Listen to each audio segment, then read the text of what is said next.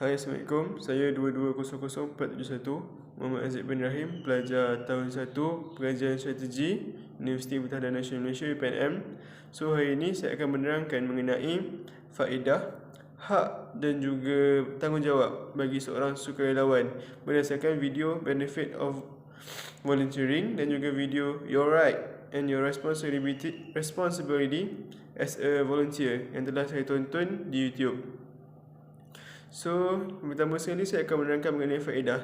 Terdapat 3 faedah yang anda akan dapat sebagai seorang sukarelawan. Terbahagi menjadi 3, iaitu daripada segi kesihatan, faedah sosial dan juga faedah kerjaya ataupun faedah daripada segi kerjaya. Yang pertama, saya akan menerangkan mengenai faedah dari segi kesihatan.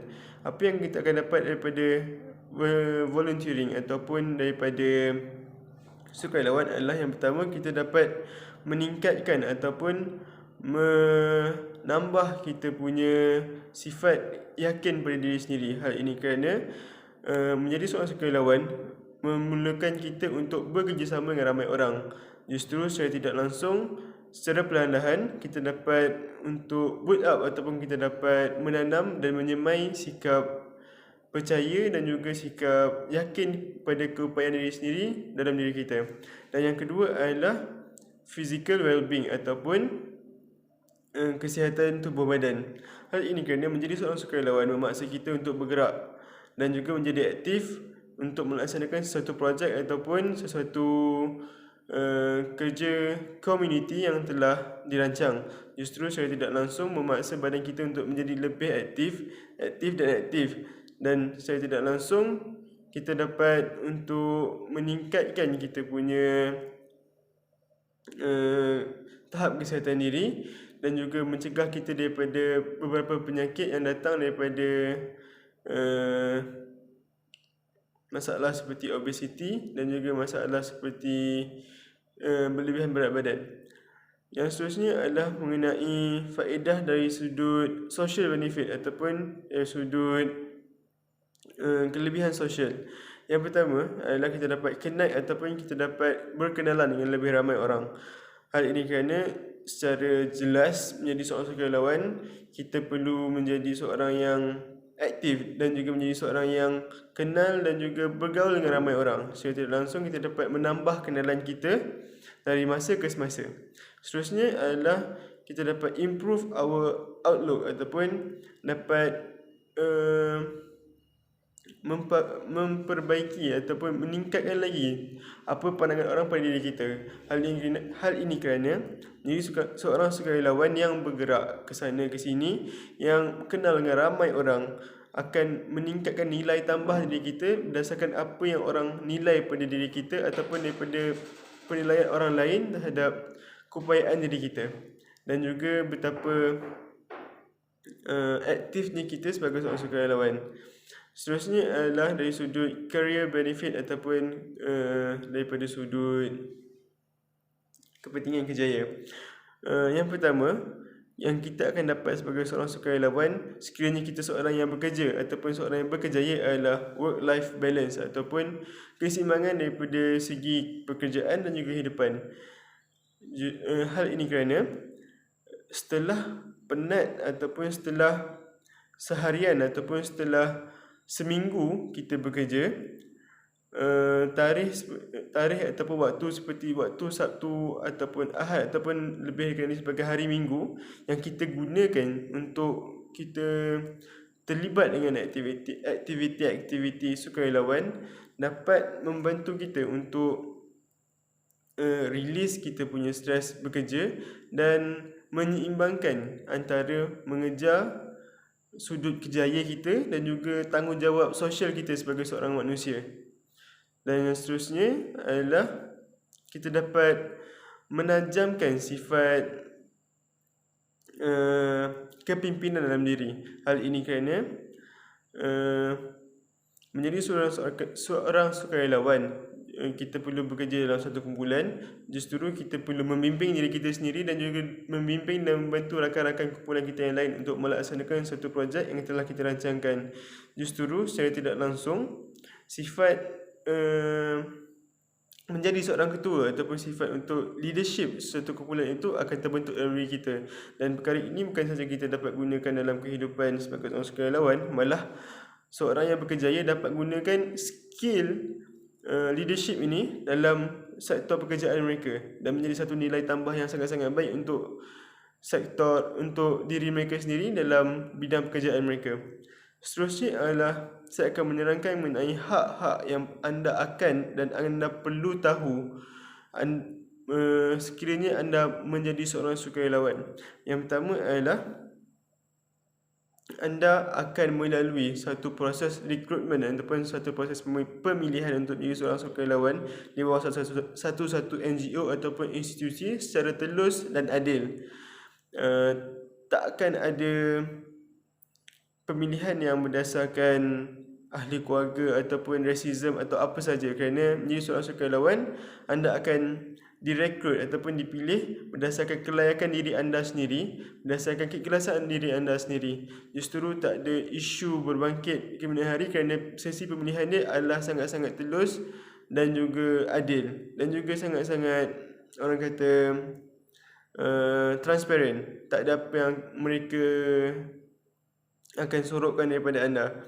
Seterusnya, hak anda sebagai seorang sukarelawan juga anda perlu dan akan tahu mengenai role anda sebagai seorang sukarelawan itu. Sebagai contoh, sekiranya anda seorang sukarelawan yang memberi bantuan makanan kepada gelandangan, anda akan diterangkan oleh pihak institusi maupun NGO yang anda sertai mengenai role ataupun peranan anda dalam aktiviti tersebut. Kerana itu hak anda untuk tahu apakah role ataupun tugas anda untuk melaksanakan aktiviti tersebut.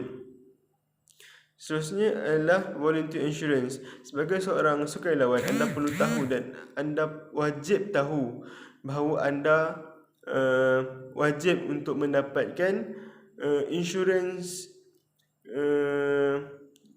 kesukarelawanan ataupun volunteer insurance ketika anda melaksanakan satu-satu projek di bawah institusi maupun bawah NGO tertentu. Hal ini kerana insurans ini penting sekiranya terjadi apa-apa kemalangan. Insurans ini sepanjang anda berkhidmat dalam aktiviti ataupun projek tersebut, ada insurans yang akan cover kewangan ada insurans yang akan cover kos perubatan anda. Dan seterusnya adalah volunteer induction and orientation. Atau dengan kata lainnya, sebelum anda melaksanakan satu-satu aktiviti sebagai seorang sukarelawan, anda akan diorientasikan mengenai apa tanggungjawab anda yang perlu anda buat, apakah skop tugas anda sebagai seorang sukarelawan pada waktu tersebut. Itu hak anda untuk mengetahui apakah tugas yang perlu anda lakukan. Dan seterusnya adalah reimbursement ataupun dalam bahasa mudahnya adalah anda claim balik. Untuk lebih faham, saya akan menerangkan adalah seperti contohnya anda menggunakan wang poket anda sendiri untuk memandu kenderaan dari satu destinasi ke satu destinasi untuk melaksanakan satu-satu projek. Di akhir projek tersebut, anda boleh claim balik wang poket yang anda telah keluarkan, wang poket anda sendiri yang telah anda keluarkan sepanjang program tersebut. Kerana itu hak anda untuk pihak institusi ataupun NGO membayar balik wang poket anda yang telah anda keluarkan untuk melaksanakan aktiviti-aktiviti tersebut. Dan seterusnya saya akan menerangkan mengenai tanggungjawab anda pula sebagai seorang sukarelawan. Sebagai seorang sukarelawan, anda bertanggungjawab untuk yang pertamanya memahami polisi dan prosedur satu-satu institusi ataupun NGO yang anda berkhidmat.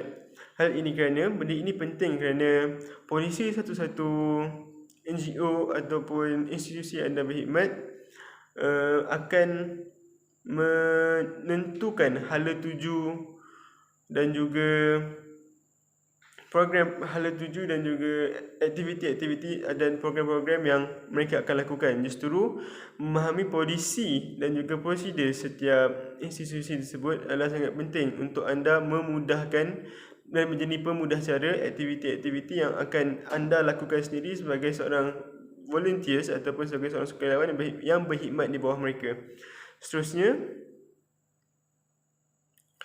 Sebagai seorang sukarelawan juga, anda wajib untuk mereport ataupun memberitahu kepada pihak penyelia anda ataupun pihak institusi ataupun NGO yang anda berkhidmat mengenai sebarang kemalangan, kecederaan atau apa saja perkara sepanjang program yang anda lakukan. Hal ini kerana mereka bertanggungjawab ke atas anda, mereka bertanggungjawab ke atas setiap program yang anda lakukan. Justru mereka wajib tahu apa yang berlaku kepada diri anda sendiri ataupun kepada rakan-rakan volunteers anda mengenai apa yang berlaku sepanjang program yang anda laksanakan di bawah penyelayaan mereka.